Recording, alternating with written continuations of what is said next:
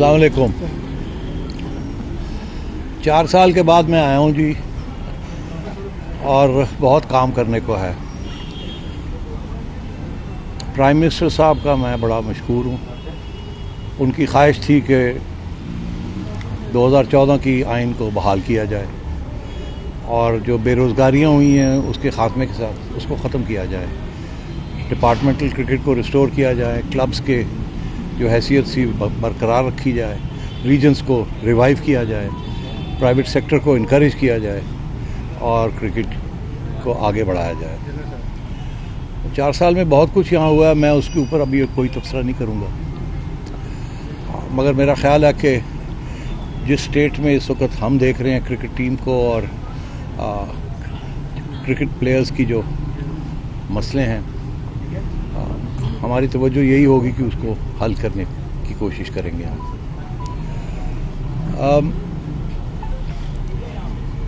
ये कमेटी बना दी गई है।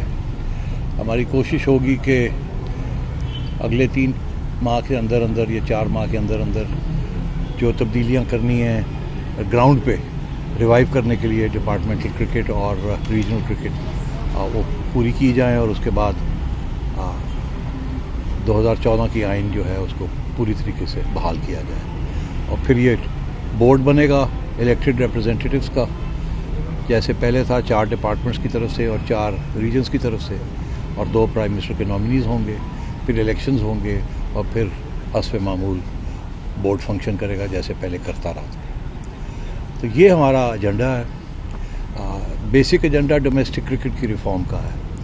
आपको याद होगा कि हमारे दौर में हमने PSL को भी लॉन्च किया और इंटरनेशनल क्रिकेट को भी वापस लेके आए, और अब सूरत हाल ये है कि फॉरेन टीम्स आनी शुरू हो गई हैं और मैचेस भी शुरू हो गए हैं। थोड़ा सा ऊंची बोलिएगा। सो मैं ज़्यादा और बात नहीं करना चाहूँगा।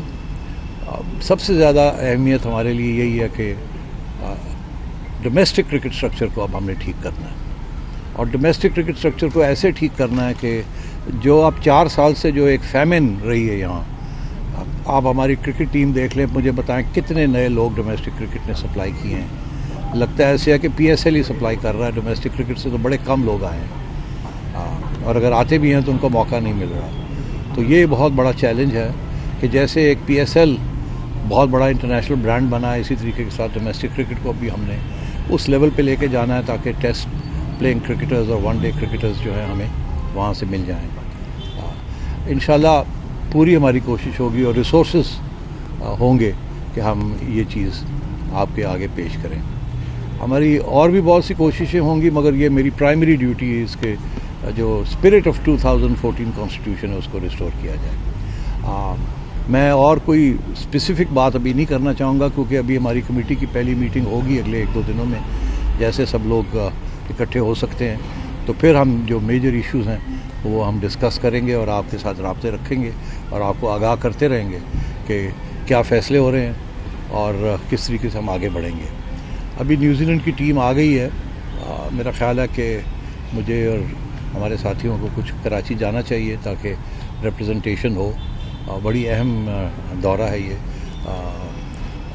तो हमारी यही कोशिश है कि ये जो 2 टेस्ट्स हैं ये अच्छे माहौल में हो जाएं, और हमारी उम्मीद है कि हमारी कारकर्दगी अच्छी होगी। बस मैं सिर्फ ये कहना चाहूँगा कि एक क्रिकेट टीम अनाउंस हो चुकी है। पता नहीं मुनासिब है या नहीं है कि इस पर कुछ तब्दीली लाई जाए या ना लाई जाए, या इसको रहने दिया जाए। इसमें 2 पॉइंट्स ऑफ व्यू हैं 2, और वो हम डिस्कस कर लेंगे। तो इसलिए इसके ऊपर अगर और कोई सवाल ना हो तो बेहतर है, बिकॉज़ इसके ऊपर अभी हमने कोई फ़ैसला नहीं किया है। जैसे मैंने कहा 2 मौक़िफ़ हैं। एक ये है कि नहीं तब्दीली करें अगर चाहते हैं, दूसरा मौक़िफ़ ये है कि नहीं अभी ना छेड़ें किसी भी चीज़ को, चलने दें जो भी है। काश कि ये टीम ना अनाउंस हुई होती तो ज़रूर हम इस पर गौर करते और शायद कोई नए आइडियाज़ के साथ अप्रोच करते, मगर शायद वो मौका अभी नहीं है, पर देखेंगे। So with those words I'd like to close। अब आप अगर कोई सवाल हैं तो 1 by 1 if Sami you could organize it, I'd be happy to answer। जी यूसुफ साहब। सेठी साहब, इंडिया के साथ हमारा क्या स्टांस होगा, क्योंकि एशिया कप हमने करवाना है? देखिए ये अभी it's too early for me to say اس قسم کی اسٹریٹجک ایشوز، یہ ایشوز جو ہیں یہ ڈسکس کیے جائیں گے ہماری کمیٹی کے اندر. ابھی تو مجھے یہ بھی نہیں پتا کہ یہاں آلریڈی کیا فیصلے ہو چکے ہیں، کتنی گہرائی میں وہ فیصلے ہوئے ہیں، کیا سوچ تھی ان کے پیچھے. بہت سے بیان میں نے پڑھے ہیں، مگر بہتر یہی ہوگا کہ ہم اس کو ریویو کریں کہ کیا میسج کنوے کرنا ہے. اور ظاہر ہے انڈیا کا جہاں تک معاملہ آتا ہے تو حکومت کی رائے لینی پڑتی ہے اور گائیڈنس وہیں سے ملتی ہے. سر صاحب، آپ نے بڑی اچھی بات ڈومیسٹک کرکٹ پہ فوکس ہوگا آپ کا، لیکن آپ کے ڈسٹرکٹ اور ریجن سب ڈورمنٹ پڑے ہوئے ہیں، تو کتنا ٹائم لیں گے ان کو ریوائیو کرنے میں، الیکشن باڈیز بننے میں؟ یہ 4 مہینے کے اندر اندر انشاءاللہ ہو جائے گا. کیوں شیخ صاحب؟ جی ہاں. اجاز باقی صاحب، اب پچھلی دفعہ زکا اشرف کا اور آپ کا کورٹ کے اندر بیٹل چلتی رہی تھی، 21 دن بعد چیئرمین تبدیل ہوتے رہے. سو اب رمیز راجہ صاحب کے بارے میں رات آپ نے ٹویٹ کی کہ ان کی رجیم ختم ہو گئی ہے.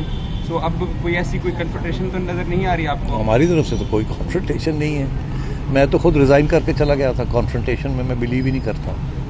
لاسٹ کوشچن قادر خواجہ. اچھا سر، آپ نے انٹرنیشنل کرکٹ کی بحالی کی ہے، اور جس طرح ابھی چند دنوں پہلے یہ کافی سوشل میڈیا پر چل رہا تھا کہ پشاور کے حوالے سے ریڈ فلیگ کا کہا گیا ہے رمیز راجہ کی طرف سے، تو کیا ریڈ فلیگ ہے یا واقعی اب انٹرنیشنل کرکٹ پشاور میں بھی دوبارہ بحال ہو؟ کوئی ریڈ فلیگ نہیں ہے، کوئی ریڈ فلیگ نہیں ہے. مجھے یاد ہے کہ جب انٹرنیشنل کرکٹ کی بحالی کی بات ہو رہی تھی تو کراچی والے مجھے یہ کہتے تھے کہ سوال ہی پیدا نہیں ہوتا کہ آپ کراچی میں میچز کرائیں، آپ تو لاہور میں ہی کرائیں گے یا ملتان میں کرائیں گے. تو میں نے پھر کہا ان کو کہ نہیں، آپ فکر نہ کریں، جیسے ریسٹوریشن ہوتی ہے میں پہلے کراچی آؤں گا. اور میں نے تینوں ویسٹ انڈیز کے میچز کراچی میں کروائے تھے. میں آپ کو آج کہہ رہا ہوں کہ پشاور اسی آئے، سوال ہی پیدا نہیں ہوتا کہ پشاور ہم نہ جائیں. وہاں اسٹیڈیم تیار ہو رہا ہے، مجھے ایشورنس مل گئی ہے، آلریڈی میری بات چیت ہو چکی ہے کہ 6 ماہ کے اندر اندر وہ تیار کر دیں گے. اور as soon as the stadium is ready ہم جائیں گے، کھیلیں گے Peshawar. Chairman we'll take one last question. Afsan Jatt. Sethi صاحب، یہ بتائیے گا کہ اب جو ملک میں سیاسی صورتحال ہے، اگر 3 ماہ بعد 4 ماہ بعد جب بھی الیکشن ہوتے ہیں اس کے بعد جو ہے وہ دوبارہ سے اگر دوبارہ خان صاحب آ جاتے ہیں یا کوئی بھی اور گورنمنٹ آتی ہے تو پھر یہ تبدیلی شروع ہو جائے گی اور دوبارہ سے کرکٹ کا تسلسل ایسے ٹوٹتا رہے گا جیسے آج جو ہے وہ اب دوبارہ پرانے سیکٹر کی طرف جا رہے ہیں؟ نہیں، دیکھیے اس کے بارے میں تو کوئی کچھ نہیں کہہ سکتا.